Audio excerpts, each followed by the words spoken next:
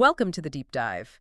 Today we are trying to get inside the mind of a modern mathematical polymath. And that's a concept that, well, a lot of people would argue shouldn't even be possible anymore, not in this era of hyperspecialization. Exactly. I And mean, if you look back at the history of mathematics, the real giants, the people who, truly mastered everything that was known in their time, think of Leonhard Euler or Henri Poincaré, they lived in a world where the total body of mathematical knowledge was just, well, it was a lot smaller. right, it was manageable for a single genius mind. It was. What we're looking at today with our subject is something else entirely. It's a level of mastery across so many different disconnected fields that it would have astonished them. Okay, so let's introduce him. We are diving into the absolutely staggering career of Terence Tao. Born in 1975, he's a dual Australian-American citizen, a professor at UCLA, and a winner of, well, basically every major award you can win in math. That includes the Fields Medal in 2006, which is the big one, and the Breakthrough Prize in 2014. He's often called the Mozart of Math. And based on the sources we've looked at, that name isn't just hype. If anything, it might even be an understatement. Oh, absolutely. The first thing that hits you is just the sheer scope of his work. I mean, the source material lists his expertise in partial differential equations. We'll just call them PDEs for short. Yeah, let's do that. And then there's harmonic analysis, analytic number theory, combinatorics, random matrices, compressed sensing. It's like you're reading the entire course catalog for a university's math department, but it's all inside one person's head. So our mission for this deep dive is to try and synthesize all of this. We're going to trace his path from this incredible child prodigy to, a global superstar in the field. We'll focus on the key achievements that really show his intellectual range, giving you not just the what, but the so what, why his work is so monumental. And hopefully by the end, you'll have a much clearer picture of why this one person is considered one of the greatest intellectual forces alive today. Okay, so let's start at the beginning. The story kicks off in Adelaide, South Australia. Tao was born there in 1975, and his family background really seems to set the stage for everything that followed. It really does. His parents were first-generation immigrants from Hong Kong, ethnically Chinese, and they were both highly educated. This clearly created an environment of, serious intellectual curiosity at home. His father, Billy Tao, was a pediatrician, and his mother, Grace Leong, was a secondary school math and physics teacher. And not just any teacher. She had a first-class honors degree in both subjects from the University of Hong Kong, which is where she and his father met. So you have a really powerful academic lineage there. And it seems like that aptitude ran in the family, right?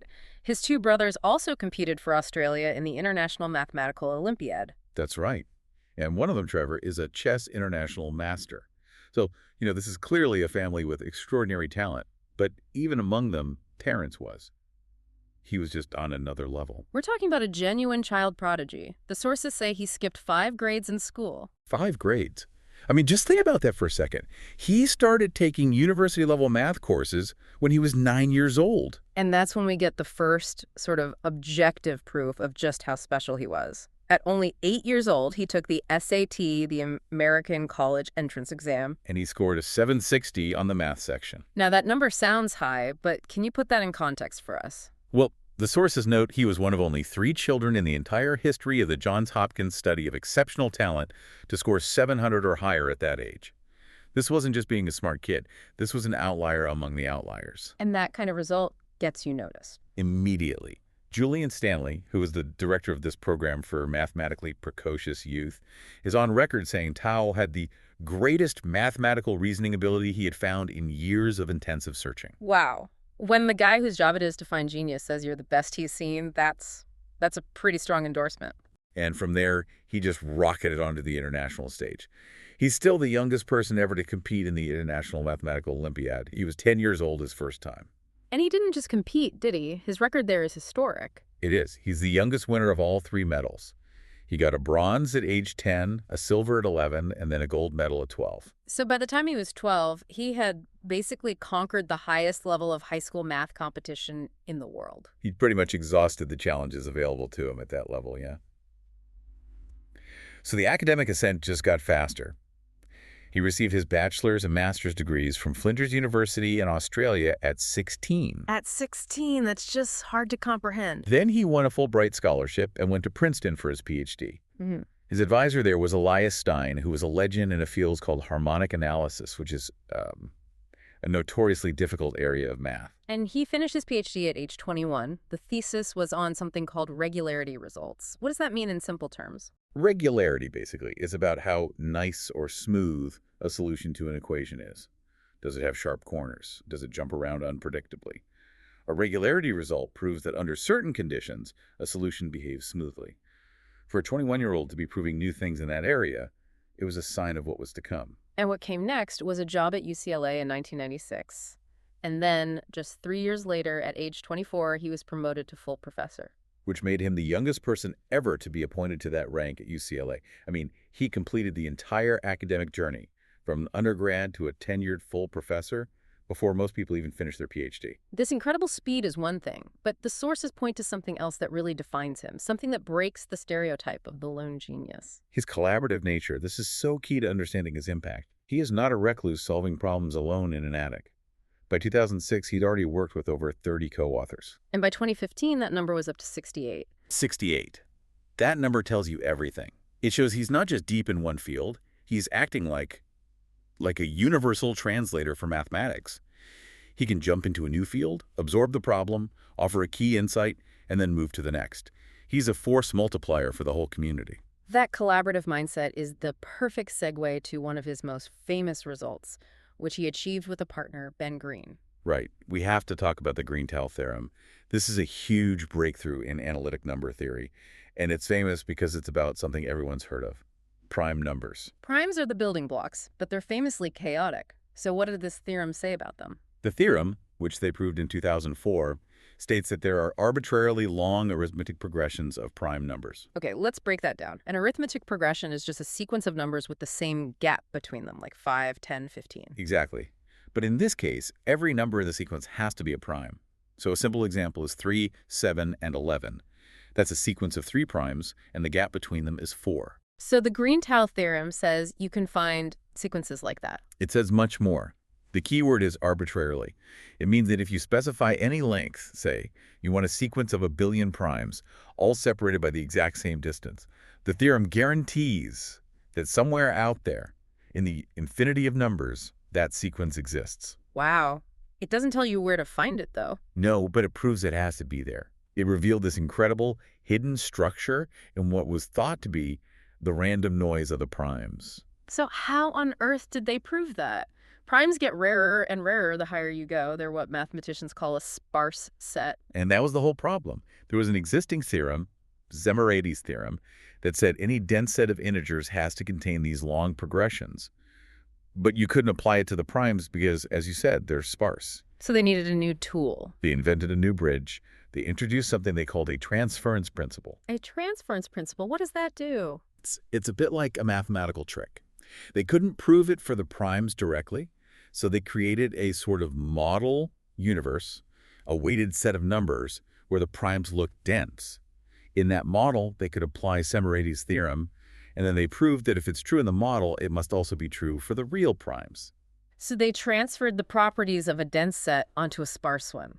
That's genius. This is a monumental achievement, blending ideas from 3 or 4 different fields of math, and that theme of borrowing tools from one area to solve a problem in another is something you see in Tao's work over and over again. And this wasn't the only thing he did in number theory, was it? Oh, not at all. With Green again, he generalized another famous result, Dirichlet's theorem, into something called the multilinear Dirichlet's theorem. It's incredibly technical, but it basically extends the idea of prime progressions from simple sequences to complex systems of matrix equations. Pushing the absolute boundaries of what we know about prime number structure. Exactly. And then, completely separately, he solved the problem that had been open for over 80 years. The Erdős discrepancy problem. This one has nothing to do with primes, right? Nothing at all. It's about sequences of +1s and -1s. The question was, can you create an infinite sequence that stays perfectly balanced forever? Or will there always be, long stretches where one sign or the other takes over? And Erdős guessed that disorder always wins. He did. And in 2015, Tao proved he was right. And his method was classic Tao.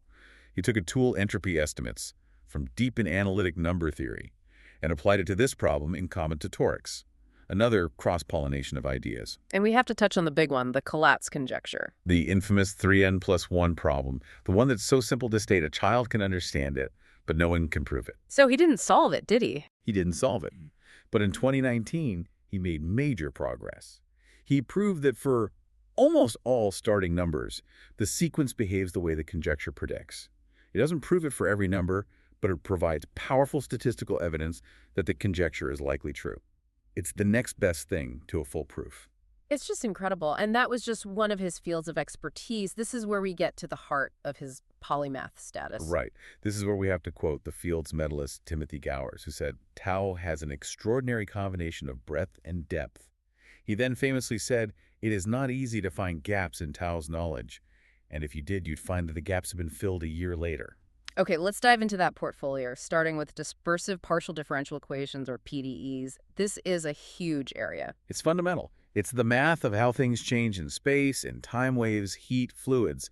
And Tao spent a decade, from 2001 to 2010, in a massive collaboration with 4 other mathematicians. They were looking at really important equations, like the Schrödinger equation from quantum mechanics. What was the main question they were trying to answer? They were focused on a concept called well-posedness. Oh, which means? A problem is well posed.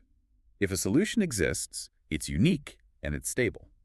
So if you change the starting conditions just a tiny bit, the solution should also only change a tiny bit.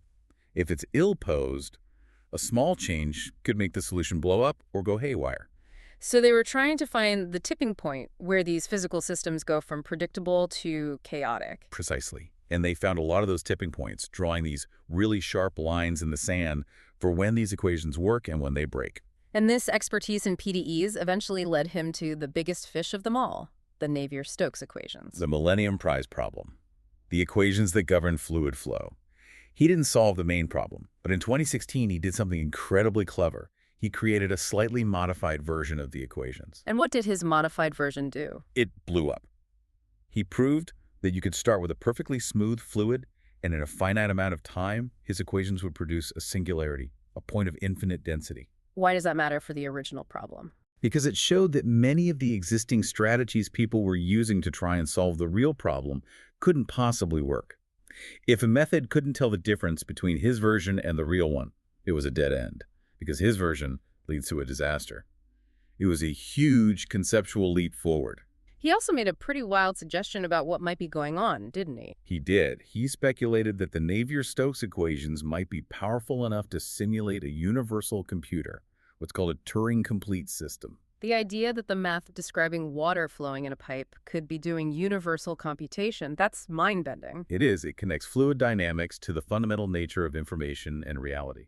It's just a conjecture, but it shows you the level he's thinking on. Okay, let's shift gears again. From PDEs to harmonic analysis, where he started his PhD, and here he solved something called the Fugeld conjecture. This was a long-standing problem connecting the geometry of tiling a space to the properties of waves within that space. It was thought to be false in higher dimensions, and Tao proved it was, for dimensions 5 and up.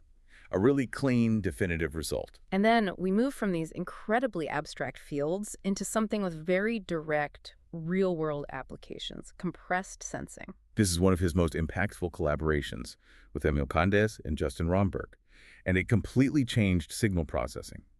The basic idea is, what if you don't need to capture all the data to perfectly reconstruct a signal, like an image or an MRI scan? You could just take a few measurements and fill in the rest. Exactly, but you need a mathematical guarantee that it will work. The key insight was that most real-world signals are sparse.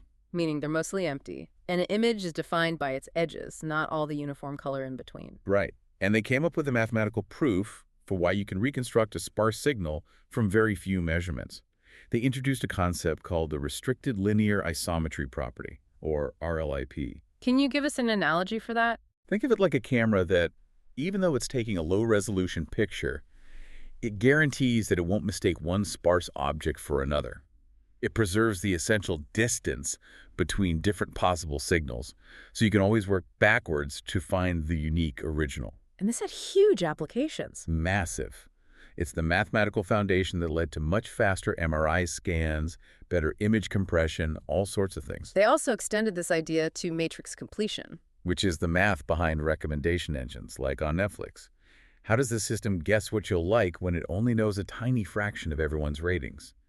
They showed you can solve this by finding the matrix with the lowest rank that fits the data you know. It's an incredible portfolio. One last area we have to mention is a random matrix theory. Right, with Van Wu, he proved the circular law. This was a conjecture about what happens when you create a giant matrix and fill it with random numbers. What happens? The eigenvalues of that matrix, these fundamental numbers that describe its properties, they don't just land anywhere. They form a perfect, uniform disk in the complex plane. It's this incredible emergence of order from pure randomness. And their big contribution was proving this is a universal phenomenon. Yes, they showed it doesn't matter what kind of random numbers you use as long as they have the same average and standard deviation. The result is always the same. It's a deep, fundamental truth about random systems. This just confirms what Gower said. There really are no gaps. There really aren't. Hmm. And so, with a body of work this huge and this important, it's no surprise that the awards and honors just piled up. The biggest one, of course, came in 2006 when he was 31. The Fields Medal, the highest honor in mathematics. He was the first Australian to win it, and this citation is amazing. They didn't honor him for one thing. They had to list 4 different fields: PDEs, combinatorics, harmonic analysis, and additive number theory. They basically had to acknowledge his polymathy right there in the award. They did. And then the other big awards followed. The MacArthur Genius Grant in 2006, the Breakthrough Prize in 2014. These 3 together put him in the absolute top tier of science. And you can even see the breadth of his work reflected in the more specific prizes he won over the years. Totally. The Salem Prize in 2000 was for his early work in harmonic analysis. The Boscher Prize in 2002 was for that big collaboration on PDEs. And then, much later, the Princess of Asturias Award in 2020 was specifically for the real-world impact of compressed sensing. Beyond the awards, he's also become very influential. He's a fellow of the Royal Society, and he's now on President Biden's Council of Advisors on Science and Technology. And he just keeps publishing. Over 300 papers and 16 books as of a few years ago. It's why he has what's called an Erder's number of 2. Which is like the mathematical version of 6 degrees of separation, right? It means he's only 2 steps away from the legendary hyper-collaborative Paul Erdős. It all builds this picture of him as the ultimate problem solver. There's a famous quote from Charles Pfefferman at Princeton. Oh, the Mr. Fix-It quote. That's the one. He said, if you're stuck on a problem, then one way out is to interest Terence Tao. That's his reputation, the person you call when you have an impossible problem, no matter what field it's in. Now, with all this focus on his work, it's important to remember the human side, too. He lives in LA with his wife, who's an engineer at NASA's Jet Propulsion Laboratory. Right, and they have 2 kids. And then there's the unavoidable reality that even geniuses have to deal with: politics and funding.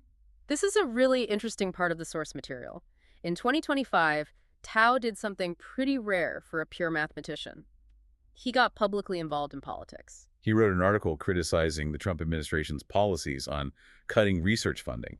And this wasn't just him shouting into the void. There were real, direct consequences. The National Science Foundation suspended 2 of his research grants. They did.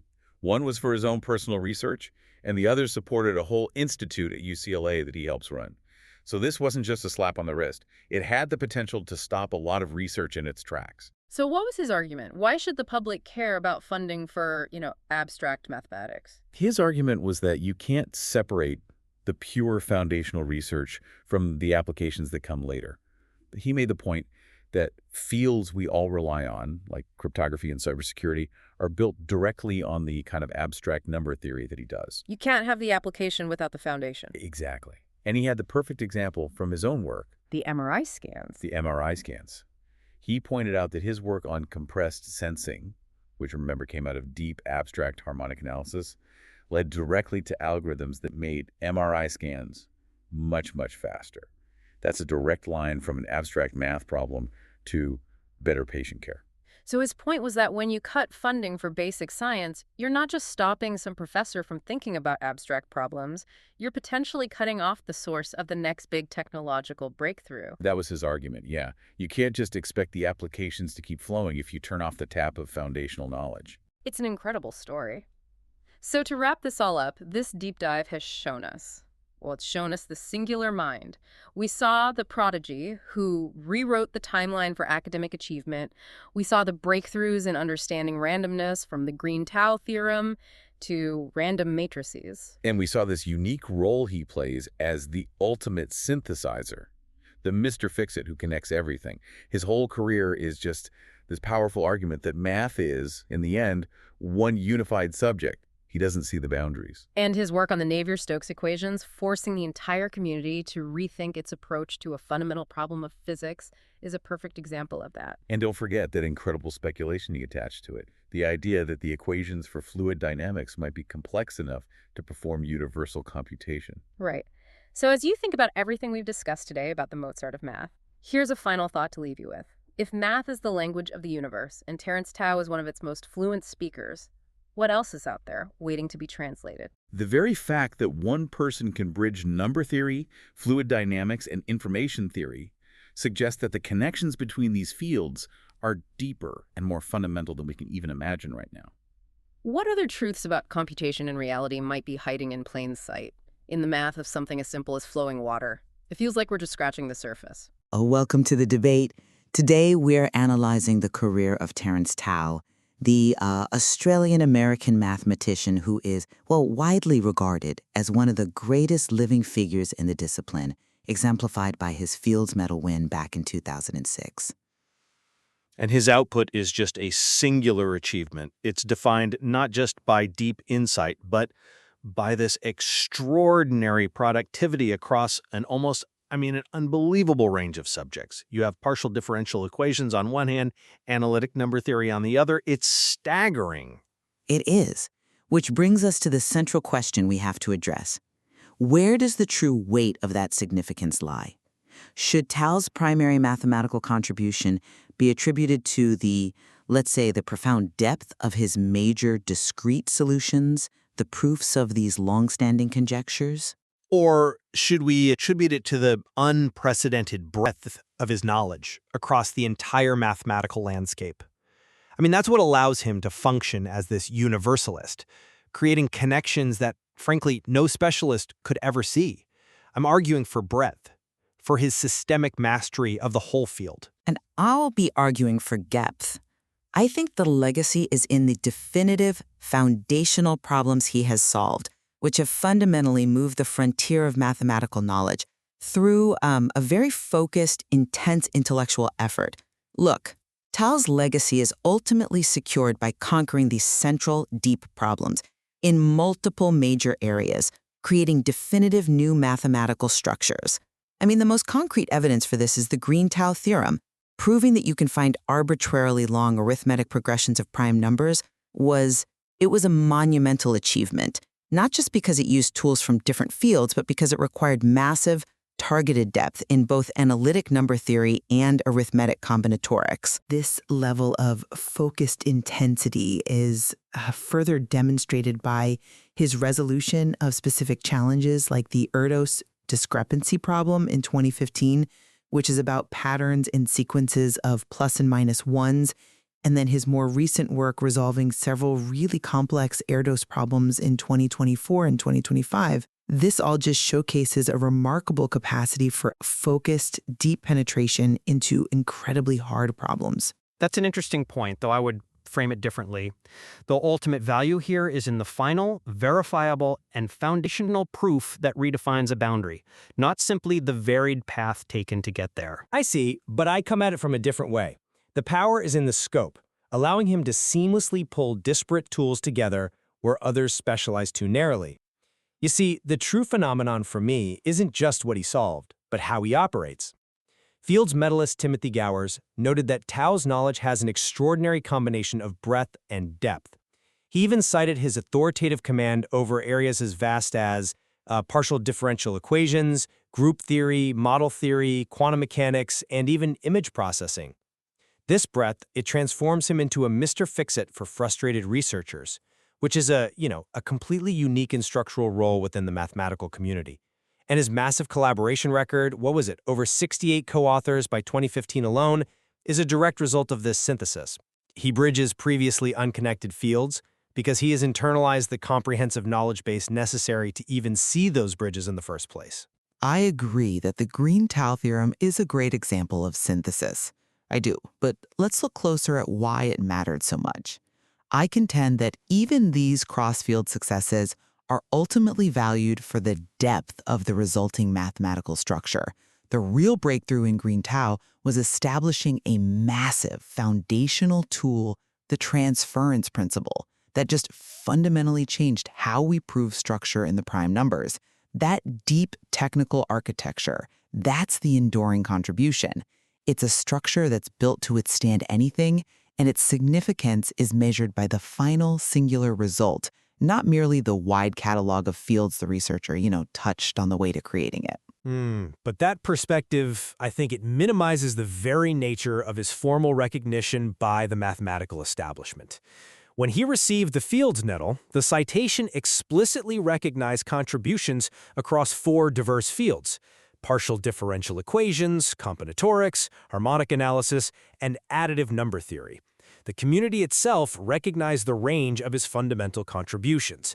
His significance lies in the fact that he has multiple, distinct peaks of comparable height all across the mathematical landscape, rather than dedicating his career to one isolated, monumental peak.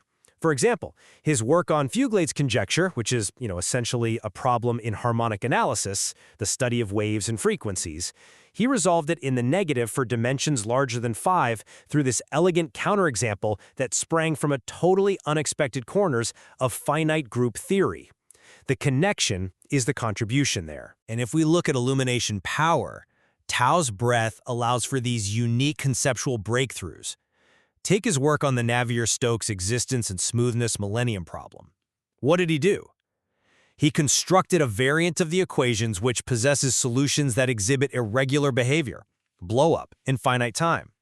He uses broad understanding of nonlinear systems to force any positive resolution of the original Navier-Stokes problem to specifically account for those boundary conditions. This conceptual contribution, illuminating the structure by connecting systems, is a result of comprehensive systems comprehension, not just some localized depth on a single equation. Okay, I acknowledge the illuminating power of using variance to test the boundaries of a problem. But you call him a Mr. Fix-It, and I would argue that a true fix-it person generally uses established tools. Tao is often inventing the wrench entirely, which speaks to depth, not just generalized expertise. When we look at his applied work, like compressed sensing with Cans and Romberg, the breakthrough wasn't merely the idea of connecting signal processing systems. No, it was the rigorous, deep mathematical guarantees they provided. They introduced the concept of the restrictive linear isometry property. Think of this. Think of this property as a mathematically guaranteed rule that says, if you sample a signal sparsely, we can perfectly reconstruct the whole picture.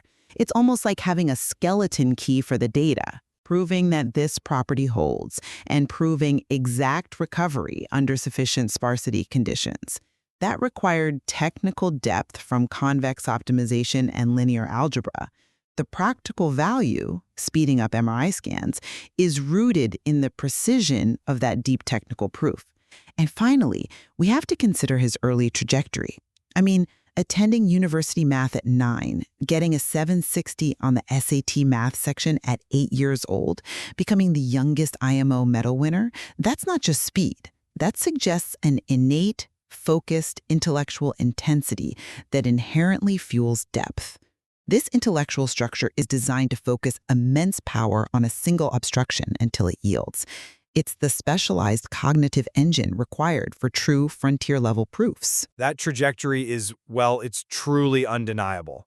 But let's reflect on what that speed actually bought him. I'd suggest the very structure of his early career created the capacity for this unprecedented breadth. By mastering fundamental mathematics so quickly, a PhD at 21 and a full professor at 24, he essentially cleared the prerequisites for the entire field decades earlier than any of his peers. This gave him this unique intellectual freedom to just internalize and connect disparate theoretical frameworks, allowing him to become the integrator that Gower suggested he was. The modern parallel to David Hilbert, the figure once considered the last person to know all of mathematics.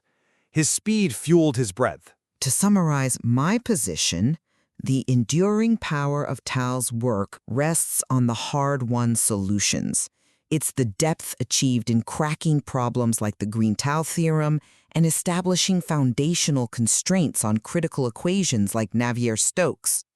The tools he uses are broad, yes, but the fundamental value lies in the rigorous, verifiable truth uncovered at a specific research frontier. He's measured by the magnitude of the foundational axioms he established. And my conclusion remains that the ultimate measure of Tao's influence is his unique role as a universalist. His defining characteristic is his ability to see structures and connections that are simply invisible to more specialized minds.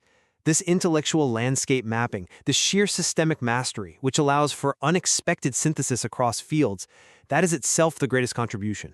It sets the intellectual stage for others to achieve depth in his wake. It's clear that the tension between depth, the measure of a solution's difficulty, and breadth, the measure of intellectual range, is absolutely essential in assessing the significance of an extraordinary mathematical career like Terence Tao's. Indeed.